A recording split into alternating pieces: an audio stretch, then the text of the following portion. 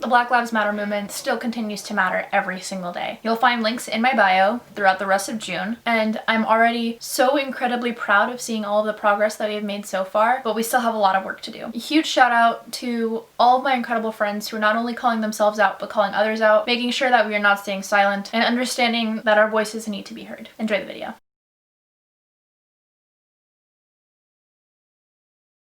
I have no clue what my hair is doing, but that's okay. Good hello friends and welcome back to my channel. The lighting is going to be kind of weird because like the sun keeps coming in and out, so I'm really sorry if it gets like kind of blue and then kind of yellow, but we're just gonna go with it. So this video idea obviously has been like everywhere for the past like several months, so I'm definitely late to the party in terms of participating. But recently I have been talking a lot about The Hating Game and how much I love it as one of my favorite romances that I think I've ever read, and I even joked around in my comment section like 2 videos ago about the fact that The Hating Game is on its own tier. So with that being said, I have my computer and I have all of the romances that I have read since tracking my books on Goodreads. To go through the tiers, we have God tier, demigod tier, good but forgettable, and buy ugly. I was going to create a tier that literally said The Hating Game and it just be The Hating Game, but when I was putting together all of the books that I've read, there were a few that were kind of itching at my heart a little bit, so we're going to go through. So to get started, we have Aristotle and Dante Discover the Secrets of the Universe. I think I read this like a year ago, maybe? I would say like a year ago, yeah. And this was a ton of fun. I really enjoyed it, and I know a lot of people love it, but it didn't leave as lasting of an impression on me, so I'm going to put this in good but because it's like thinking back to it, I'm just kind of with how I feel about this book right now. I think if I were to give it a reread, I would feel a little bit differently, but at the moment, we have Eleanor and Park by Rainbow Rowell. Need I say more? I think if you had asked me like to read this when I was 12, I might have said it was good, but I'm 21 now. That's not very good. Yeah, okay, I don't need to keep speaking on that. Ooh, okay, To All the Boys I've Loved Before by Jenny Han, and consequently the rest of the series. I think this is such a fun series. I think the movies are actually really, really good. So I want to put this in demigod, but at the same time, it's just not that great. I might come back to it and switch it up, but I think To All the Boys I've Loved Before is like good, but like cute, fun, but I wouldn't call it demigod. Court of Thorns and Roses, I'm putting in demigod, and I know that this is like controversial for a lot of people, but at the end of the day, it is a Beauty and the Beast retelling. It is supposed to be kind of romantic, and I guess I could have put A Curse So Dark and Lonely on this list as well, but I found that there was a lot more politics in that than there were in this. But ACOTAR is one of my favorite series of all times. You can't convince me otherwise. I know, but like it brought me back into reading and it puts me in a really, really good mood. So okay, Fangirl, also by Rainbow Rowell, I'm going to put in good but primarily because I love the setting. I love that we're able to get a kind of different perspective from a lot of romance novels that are set in this, you know, Rainbow Rowell-esque. I don't think the story itself is fantastic, but I do have a fairly good memory of it, and so that's why I'm not going to put it in forgettable, because I do remember a lot of it and I do remember enjoying a lot of it. And I even have like a Kath and Levi candle from Library Lights, which is one of my favorite candle companies ever. I will link them down below. Their London Institute candle is my favorite, but that's not what we're talking about right now. Moving forward, I think it's good, but I would argue that it's one of Rainbow Rowell's better works, less problematic works. Okay, Crazy Rich Asians, I'm putting in demigod tier. Might switch this up to god tier, but you know what, no, we're switching it now. I loved Crazy Rich Asians when I read it. I loved it when I watched the movie. I'm mad that I haven't continued it, and I probably will reread Crazy Rich Asians before jumping into, I think it's China Rich Girlfriend. So like totally, oh my gosh, yes, it's god tier. Love it, no questions asked. Oh god, okay, I think this is Lovers Like Us. I think the second book is called Damaged Like Us. Oh, where do I put this?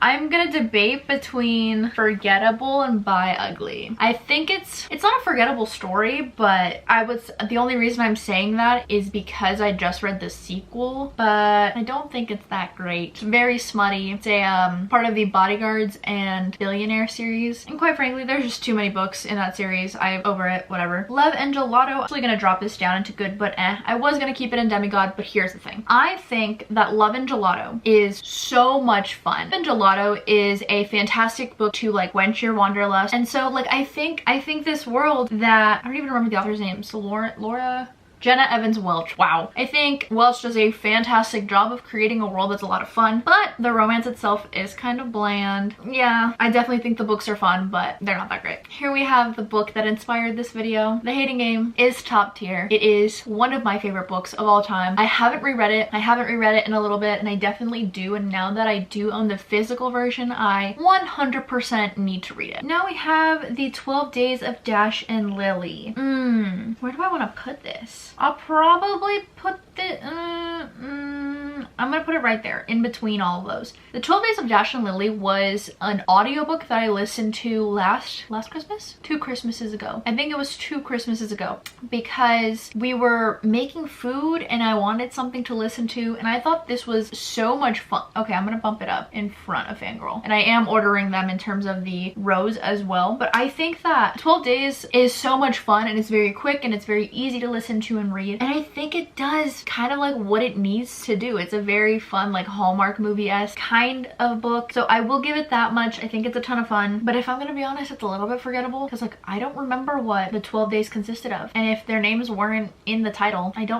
Should I drop this down? I think I might drop this down, because honestly I don't remember a lot, but I do remember it being a lot of fun. The next book is When Dimple Met Rishi, and I'm putting this in by Ugly because I should have DNF'd it. I thought it was terrible. When Sandhya Menon was like very much so hyped on BookTube, especially with this, you know, I was definitely on the train. I bought the book and I was like, okay, like let's see what this is all about. I got the sequel, and I think in the Owl Crate boxes, I was like, man, like I want this. I didn't think it was good. I didn't think the story was fun. I didn't think anyone was funny. I was quite frankly like rolling my, I just did not enjoy this book at all. The next book is The Unexpected Everything by Morgan Matson. I'm going to put this in forgettable because like, okay, granted I did read this like last month, but it was 500 pages of her walking the dogs and falling in love with this boy, and I don't remember their names. I don't remember the main characters' names at all. I would have to go grab the book and let you know, but like I genuinely, I read this last month and I don't remember because there wasn't really anything special about it.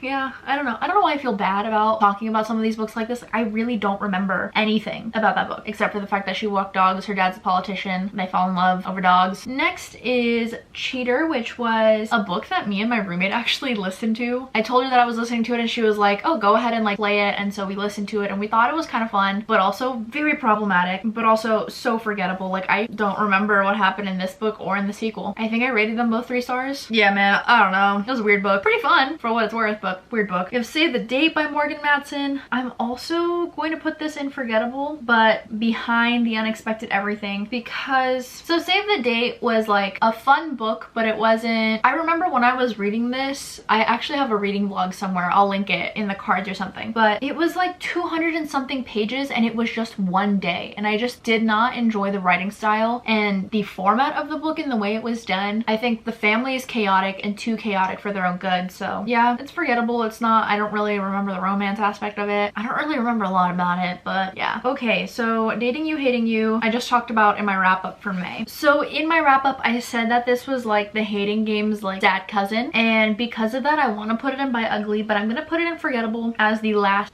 second to last, because like I obviously do remember it. I just read it last month, but I have a feeling in a year that's the only characterization I'm gonna have there. They Both Die at the End by Adam Silvera. So I know this is a lot of people's favorite, so I'm not saying I'm gonna let other people sway my opinion of this, but I do think this was pretty good, but it wasn't the best thing I've ever read in the entire world. The title is very clear. I mean, they do both die at the end, and so it's them kind of falling in love in this one day. Does the story do what the title implies? Yes. Was it all that exciting? No, but was it good when I did read it? Yeah. We have The Wedding Date by Jasmine Guillory. I'm going to put this at the front of Good But Eh. Now, the reason I'm saying this is because I remember my reading experience with this so clearly, because it was last summer that I read this. I was driving to and from Beverly Hills because I worked in Beverly Hills / West Hollywood, so I just remember going through the mountains and listening to this book, and like there would be moments where I would squeal, there would be moments where I had like so much fun, but I do remember like how problematic this could have been, and I remember a lot of why people didn't like this book, and it's because it was kind of insta-lovey, but at the same time like the main character wasn't exactly the strongest, and to be quite fair, I don't really remember their names, but I feel like that's the case for a lot of romance novels because I consume them so quickly. But yeah, it was good, but Roomies by Christina Lauren.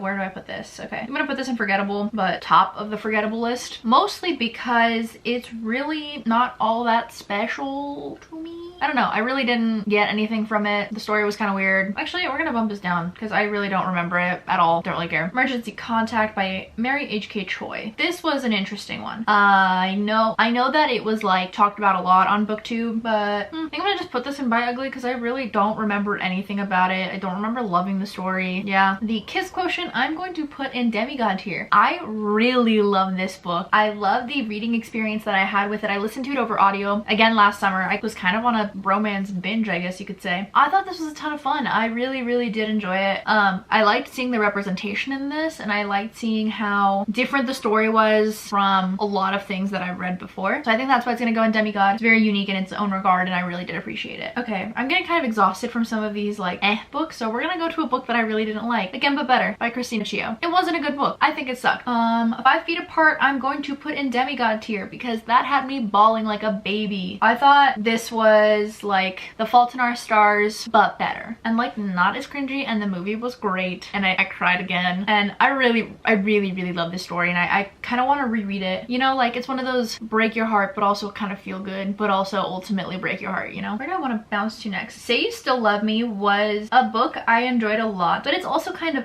It's almost like Again but better, but not. Say You Still Love Me is like a dual timeline, and it has some like magical elements in it. I did really enjoy it when I read it, and I am going to read more of K.A. Tucker's works, and I think Say You Still Love Me was a really good starting point for me, so that's definitely another spot that I want to jump to. Tweet Cute I'm going to put in demigod tier. It's a story about grilled cheese and like swimmers, and if those aren't two great things, then I don't know what is. I read an arc of this before, obviously before it came out, and I loved it, and then I got to kind of re-experience when one of my Booksta friends read it, and quite frankly it was a ton of fun, and I love it. It's so much fun. Heartstopper volume 1 through 3 I'm putting in God tier. It is a fantastic graphic novel series, and if you don't know, it's boy meets boy, boys become friends, boys fall in love, and that's kind of the tagline, if you will. So great. I think volume 1 is a great start to the series, but volume 3 is like the best so far. Red, White, and Royal Blue I'm jumping into God tier. I think it is incredible. It's so much fun. You can fight me on this. I loved Red, White, and Royal Blue so much, and I think it's so much fun in terms of American and UK politics kind of flashing together. It was great. Well, I'm gonna make the easy decision and jump The Flat Share by Beth O'Leary into God tier. I actually just got The Switch by Beth O'Leary as an e-arc, and I'm so excited to read it because I love Beth O'Leary's writing just through The Flat Share alone. I read an arc of it. I reread it when the book came out. It is very close to The Hating Game in terms of my love for it, which is why I think it needs to be on God tier, but it's still number 2. The Honeymooners I'm going to put in good but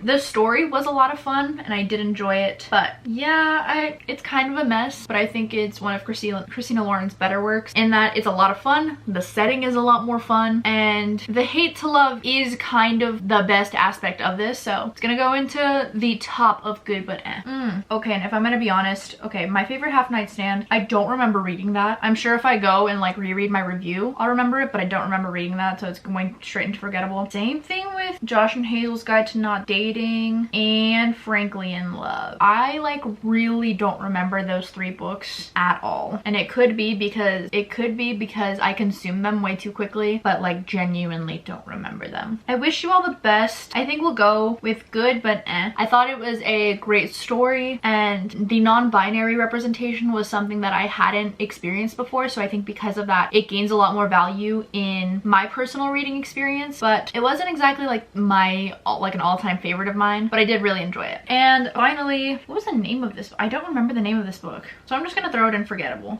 Oh, I know what it is. It's going to, hold on, it's gonna bother me. I remember what it's called. Dash and Lily's Book of Dares, and I threw that in forgettable, and I think it needs to stay in forgettable because if I don't remember the first book in this series, which I honestly shouldn't have put both on there, but literally both The 12 Days of Dash and Lily and Dash and Lily's Adventures or whatever it was called, they're both unforgettable and they're both staying there.